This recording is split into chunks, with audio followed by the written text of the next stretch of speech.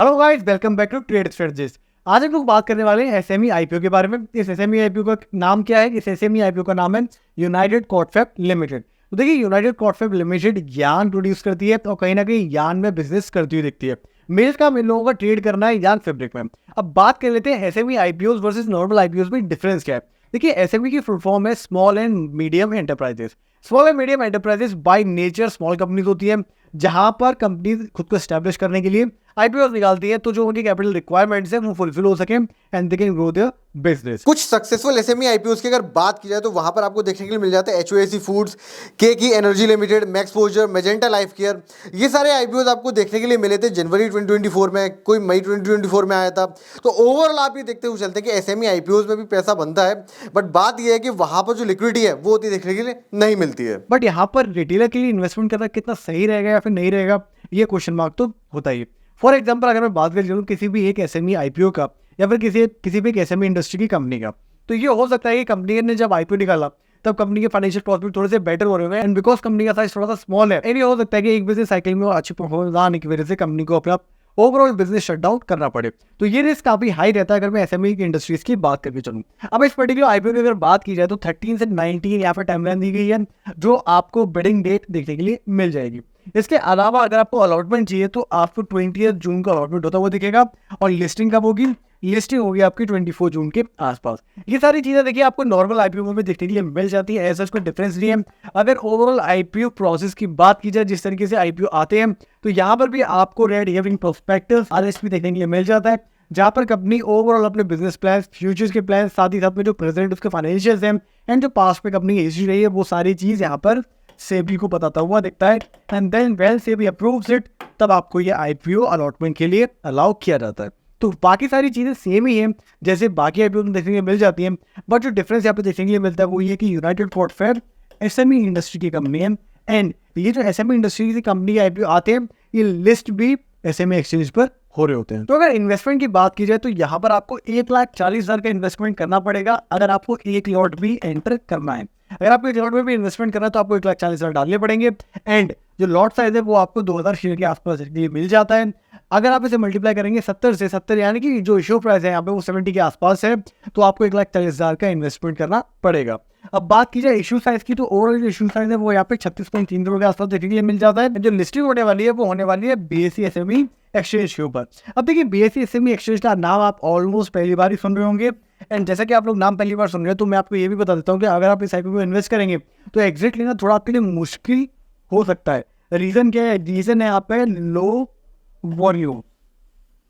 तो जो low volumes है उसकी वजह से एसएमई आईपीओ से आपको एग्जिट लेना थोड़ा सा मुश्किल हो जाता है, and that's why it is not very advisable कि अगर आपके पास फिक्स अमाउंट है तो आप वो सारा का सारा एक एसएमई आईपीओ में इन्वेस्ट करते हैं। Like any other company, united कॉर्डफेप की भी लॉजिक होगा कोई ना कोई, तभी वो आईपीओ लेके आ रहे हैं। तो यहाँ पर जो लॉजिक है वो है to meet the capital requirements. जैसे कि मैंने बताया था, फर्म जनरली इसीलिए आईपीओ लेके आते हैं ताकि वो लोग अपने कैपिटल एक्सपेंडिचर को मेंटेन करके रख सके, एंड अपार्ट फ्रॉम दैट जो जनरल कॉर्पोरेट पर्पस है, फॉर एग्जांपल डीमर्जर, मर्जर या फिर एक्विजिशन वगैरह हो गई, उसके लिए भी यहाँ पर ये लोग आईपीओ लेके आ रहे हैं। अब ये प्लान्स और फ्यूचर प्लान्स और पास्ट तो सबको पता ही है, बट जैसे कि मैंने बताया, हमेशा आपको चीज समझते हुए चलने की एसएमई है यूनाइटेड कॉर्डफेप, और वो रिस्क हमेशा इसके साथ बना रहेगा। चलिए फटाफट से जान लेते हैं कि फाइनेंशियल कंपनी किस तरीके से हमें देखने के लिए मिल रहा है। तो अगर बात की जाए कंपनी की, तो कंपनी इनकॉर्पोरेट होती है 2015 में, तो रिलेटिवली कंपनी थोड़ी सी न्यू ही है।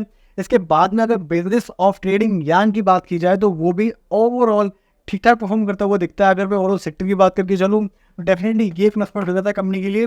एंड अपार्ट फ्रॉम दैट, अगर करेंट जीएमपी की बात की जाए, ग्रे मार्केट प्राइस की बात की जाए, फिर प्रीमियम की बात की जाए, तो वो अभी देखने के लिए मिल रहा है 17% के आसपास। 17% यानी कि करीब करीब 12 रुपए के आसपास पर लॉट आपको जीएमपी देखने के लिए मिल रहा है। अगर आप इसे मल्टीप्लाई करते हैं 2000 से, तो आपको लिस्टिंग में 24,000 के आसपास का प्रॉफिट हो सकता है based on the GMP price. इस तरीके से आप ये समझ सकते हैं कि अगर आपको लिस्टिंग गेन्स चाहिए तो definitely you can think about investing in this particular IPO. ठीक है, अब बात कर लेते हैं कंपनी के फाइनली फाइनेंशियल्स के बारे में।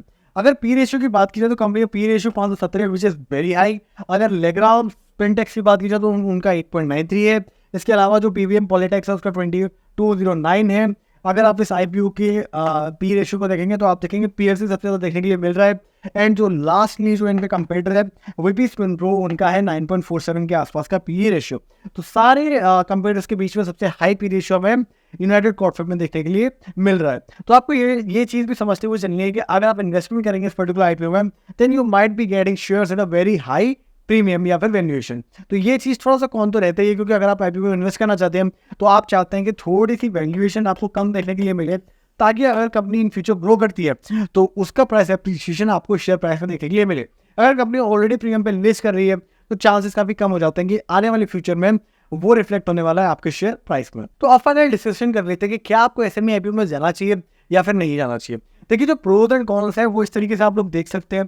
नंबर 1 कौन तो यही है कि आपको जो वॉल्यूम देखने के लिए मिलेंगे वो थोड़े से कम देखने के लिए मिलेंगे फ्रॉम अदर नॉर्मल आईपीओ। और जो प्रोज है वो ये है क्योंकि कंपनी यहाँ पे एसएमई में ट्रेड करती हुई दिखती है, तो अगर कंपनी ने इन फ्यूचर खुद को लार्ज इंडस्ट्री में कन्वर्ट किया या कंपनी बड़ी होते हुए दिखी, तो वहाँ पर आपको शेयर प्राइस में काफ़ी अच्छा अप्रिशिएशन देखने को मिल सकता है। एक अच्छी इन्वेस्टमेंट आपके लिए ये हो सकती है, पॉसिबल अच्छी इन्वेस्टमेंट हो सकती है।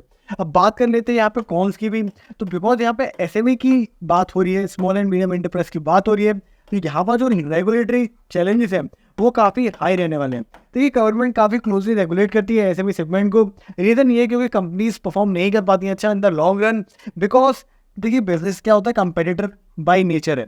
तो because of high margin and huge competition companies thrive नहीं कर पाती हैं। दैट्स वाई जो गवर्नमेंट है वो टाइम टू टाइम सपोर्ट करने के लिए कोई ना कोई पॉलिसीज निकालती रहती है। तो अगर आप लोग यूनाइटेड कॉर्पोरेट में इन्वेस्ट करने वाले हैं तो आपको एक चीज़ समझते हुए चलनी है कि यहाँ रिलेटेड जितने भी गवर्नमेंट पॉलिसी है वो आपको पता होनी चाहिए कि कंपनी किस तरीके से बिहेव करने वाली है अगर कोई भी गवर्नमेंट पॉलिसी आती है। क्या गवर्नमेंट यहाँ पे यान की पॉलिसीज को लूजन अप करने वाली है या फिर स्ट्रिक्ट करने वाली है? जो बिजनेस के मार्जिन है वो यान के ऊपर देखिए डिपेंड करने वाले हैं, बिकॉज कंपनी जो प्राइमरली यान में ट्रेड करती दिखती है।